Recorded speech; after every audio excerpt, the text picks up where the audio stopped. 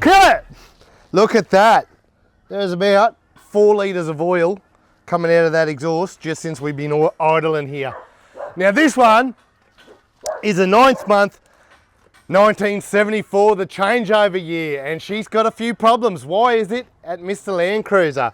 Well, first of all, this is an ex-fiery truck, and something really cool about this one, it's from Warkworth in New South Wales. I can still see the faint decal on the door there. Now, its fire days are over, and I can't give you much more history than that, apart from Nev bought this one, and Nev was looking at doing a restoration, so he bought it into us. Now let me tell you something about the 9th month 74. Well, let's talk about FJ45s in 1974. So that's when this door started. Also in 1974 you had the handle ones, and this one is where they've still got the windscreen wipers up the top here. Well, later on, late 74, they come down to here. First month 75, they come down to here, and there's a few other little things. We probably still got semi-floating axles. They went to full floating in 1975. So this is a big, there's other stuff I've just forgotten, but this is a big changeover year for the FJ45, and it all didn't happen in 1 month. They introduced a door here, a wiper motor there. It wasn't a new model. It was just a big changing year. Under the bonnet, we still have the last of the 1F engines, people call them. Well, this one's the 155. The 135 finished in 1967, and it progressed to the 145, and the very last, 1974, the last of the 155 1F engines. This one still got it, and this one, well, poor old engine needs a rebuild or something. It needs a further inspection, and that's what brings it to Mr. Landcruiser. This vehicle, a lot of people find vehicles on farms and in paddocks and out back, and they bring them to us and say, can you do a report? What's involved for a roadworthy? So that's why this one's made it to us. And not all of them go any further than that. And this is an example, because the report to get this roadworthy is a real big report. Maybe not expecting so much work. You've seen the smoke. We're not allowed to let that engine go back on. It's got some major problems that need some investigating to diagnose it further. It could need a rebuild. Rust in this vehicle, that's too big. There's too much rust. There's rust. I'm just pointing to one piece here, but there is also chassis damage, which is very repairable. There's also floor damage, which is very repairable, but not repairable enough for this client to possess this with this one. I believe he's found it a new home, and whoever's purchased this one, they're going to get it on the road. There's no ifs or buts. Maybe 6-7 years ago, I would have wrecked this in a heartbeat. It would have cost me 500 bucks. Not anymore. They're running out.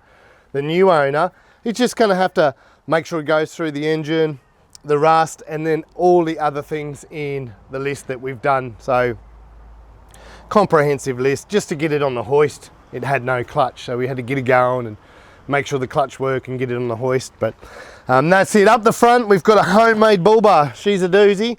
And one thing I've noticed with this homemade bull bar, right up the front, is a number plate holder. That's an original, genuine Toyota number plate holder from its day, that's been welded onto the bar work.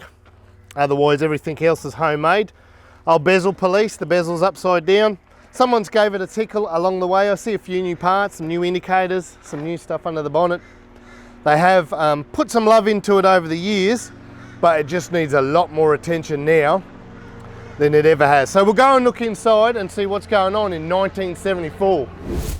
Look at this. There's nothing aftermarket going on, so we'll show you a little bit about 1974, but as far as blank canvas goes, this needs a lot of work. But I can tell you, we've restored worse here at Mr. Landcruiser. We've restored one that was in a rollover, so not only was it rusty like this, she was all out of whack. A lot of unpicking, a lot of stitching and welding and new floors and new bits. This is no different.